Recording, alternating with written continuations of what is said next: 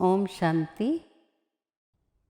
यज्ञ इतिहास की विशेष संदेश पुत्री, जिनके द्वारा सतयुगी सृष्टि के कई राज खुले, जिनके संदेशों से यज्ञ में अनेक छोटे बड़े सफल निर्णय लिए गए, जिनको बाबा प्यार से मुंबई का गवर्नर कहते थे, जिनकी देश विदेश की सेवाओं में महत्वपूर्ण भूमिका रही। आइए आज ऐसी विशेष यज्ञनिष्ठ आदि रतन शीलिंद्रा दादी जी के जीवन की कुछ रोचक एवं दिलचस्प बातों को सुनते हैं। शीलिंद्रा दादी दीदी मनमोहिनी की लौकिक छोटी बहन बाबा की फेवरेट संदेशी थी। आपका लौकिक परिवार चैनराय परिवार बहुत धनाढ्य था। यज्ञ में समर्पित होने वाले परिवारों में आपका परिवार चैनराय परिवार सबसे रईस परिवारों में से था। लौकिक में आपकी कोठी थी, जिसमें एक कमरे से दूसरे कमरे में जाने में ही आधा घंटा लगता था। आपके घर में हर कार्य के लिए नौकर था, यहाँ तक कि आपके बालों को बनाने के लिए भी नौकर हुआ करते थे। आपके परिवार से आप 6 सदस्य यज्ञ में समर्पित हुए। आपकी माता जी क्वीन मदर, जिनका लौकिक नाम रुक्मणी था, दीदी मनमोहिनी, चाची लीलावती और उनकी 2 पुत्रियां हरदेवी और ब्रशांता दादी। इस बात से सिंध में काफ़ी हलचल मची और आपके ही चाचा लोकुमल ने पिकेटिंग व ओम मंडली पर केस आदि करने में मुख्य भूमिका निभाई थी। लौकिक अलौकिक परिवार के कल्याण में आपका विशेष पार्ट रहा। सिंधी समाज की सेवा में आपने विशेष योगदान दिया था। आपका लौकिक परिवार भारत पाकिस्तान विभाजन के समय ही मुंबई स्थानांतरित हो गया था और जब 1950 में यज्ञ माउंट आबू स्थानांतरित हुआ तो बाबा ने कई भाई बहनों को उनके लौकिक परिवार वालों के सेवार्थ भेजा था। आपको आपकी लौकिक माता क्वीन मदर के साथ और रत्नमोहिनी दादी को उनकी लौकिक माता देवी माता के साथ मुंबई भेजा था और आपकी चचेरी बहन ब्रशांता दादी और उनकी माता लीलावती के साथ पुणे भेजा गया। आप तीनों ही बहुत संपन्न परिवार से थे। आपके परिवार वालों ने मुंबई और पुणे में यज्ञ सेवार्थ फ्लैट दिए थे। मुंबई के जसलोक हॉस्पिटल और केसी अर्थात किशन चंद्राय कॉलेज शीलिंद्रा दादी के लौकिक परिवार वालों का ही है। बाद में बैगरी पार्ट में यज्ञ में आपके लौकिक परिवार वालों ने धन से बहुत सहायता की। आपके लौकिक भाई मिठू ने भी समय समय पर यज्ञ में बहुत सहयोग दिया और आपकी लौकिक भाभी कमला भाभी ने भी बैगरी पार्ट के समय गुप्त रीति से धन से बहुत मदद की। बाबा आपको शहजादी कहते थे क्योंकि आपके विचार, बोलचाल, रहना आदि शहजादी की तरह ही था। आप हर कार्य में बहुत एक्यूरेट और सदा अलर्ट रहती थी। जैसे आपका नाम शीलिंद्रा था, वैसे ही आप चरित्रवान भी थी। आप बहुत रॉयल, सरल स्वभाव वाली, धैर्यवत, शांत और यज्ञनिष्ठ थी। आप ब्राह्मण जीवन की मर्यादाओं में बहुत पक्की थी। इस कारण ही बाबा आपको मुंबई का गवर्नर कहते थे। आप एक्यूरेट होने के साथ साथ रमणीक भी थी। आपकी लिखाई बहुत सुंदर थी। आप सदा लिखकर बाबा का संदेश मुंबई से बड़ी दादी प्रकाशमणि दादी को भेजती थी। आप वर्ल्ड रिन्यूअल स्पिरिचुअल ट्रस्ट, जिसकी स्थापना नवंबर 1968 में हुई थी, उसकी ट्रस्टी भी थी। आपने 1970 से 1996 तक गामदेवी मुंबई सेवा केंद्र का बड़ी कुशलता से संचालन किया। गामदेवी मुंबई सेवा केंद्र की स्थापना साकार बाबा ने प्रकाशमणि दादी द्वारा 64 में कराई थी। फिर शीलेंद्रा दादी ने 1970 से अपने त्याग, तपस्या और सेवा द्वारा इसका सुचारू रूप से संचालन किया। आप यज्ञ स्नेही और यज्ञ के प्रति बहुत ऑनेस्ट थी। आप सब कुछ पहले यज्ञ में समर्पित करती थी।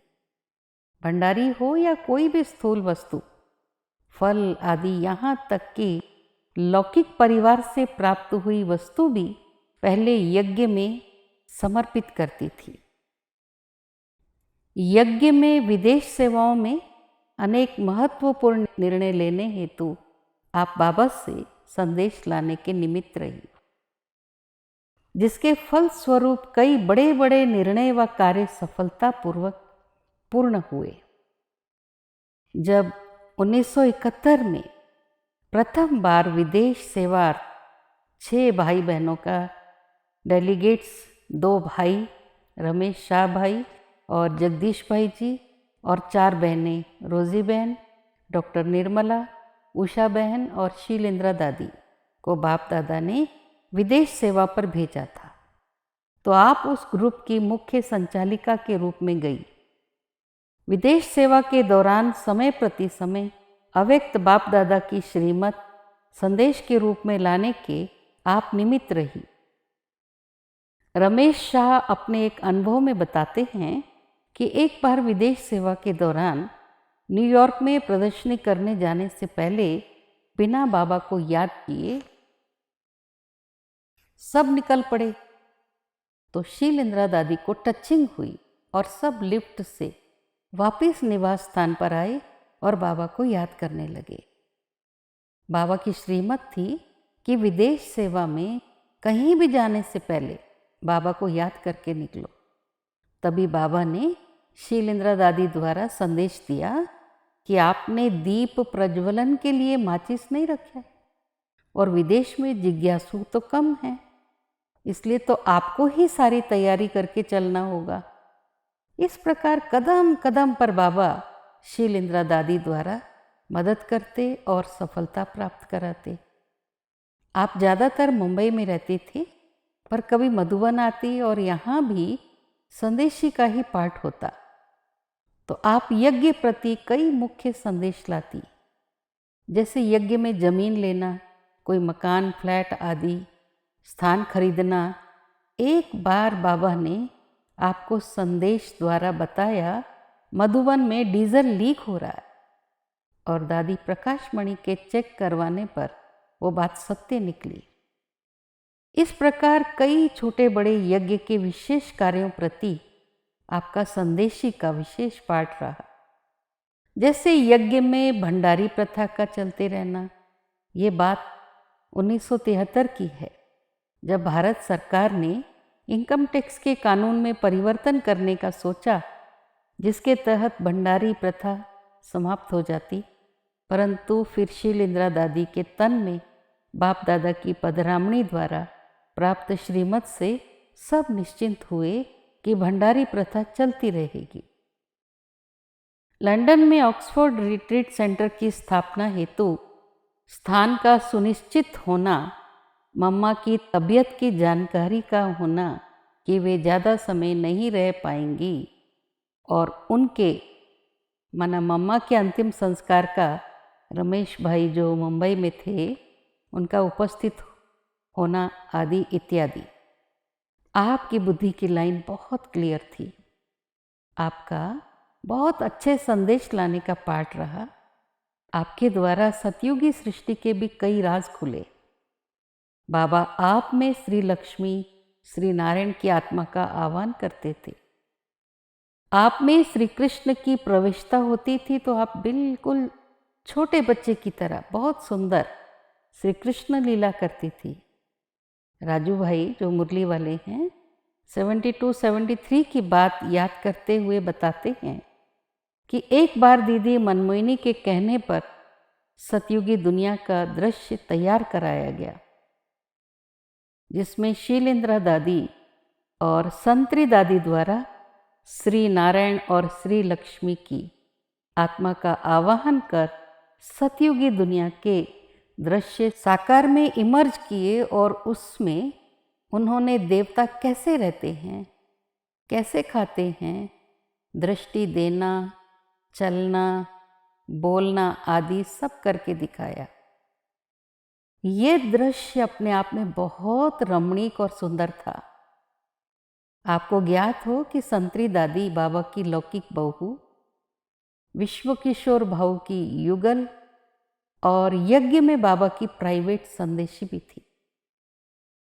शीलेंद्रा दादी से गामदेवी मुंबई सेवा केंद्र की बहनों को विशेष पालना भी प्राप्त हुई थी, जिसे याद करते वहाँ की बहनों ने बताया कि दादी जी कैसे उनको सेंटर की प्रवृत्ति करना, यज्ञ क्या है, उसके प्रति कैसे कार्य व्यवहार करना, सेंटर चलाना, यज्ञ प्रति वफादार कैसे रहना, स्वयं को कैसे चलाना, प्रदर्शनी करना, कार चलाना, सेंटर के भाई बहनों की सेवा करना आदि लौकिक अलौकिक हर प्रकार का संतुलन सिखाया।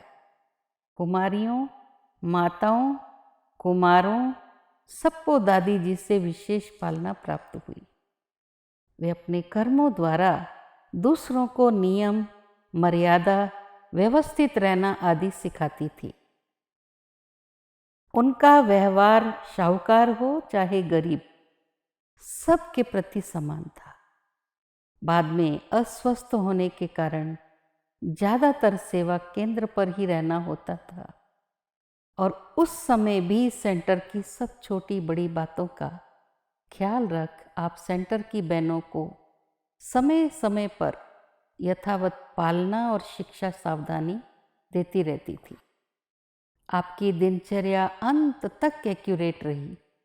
आपकी इच्छा थी कि मधुबन में ही आप अपनी देह का त्याग करें, तो आपकी इच्छा अनुसार अंतिम दिनों में आपको ग्लोबल हॉस्पिटल माउंट आबू ले आए थे।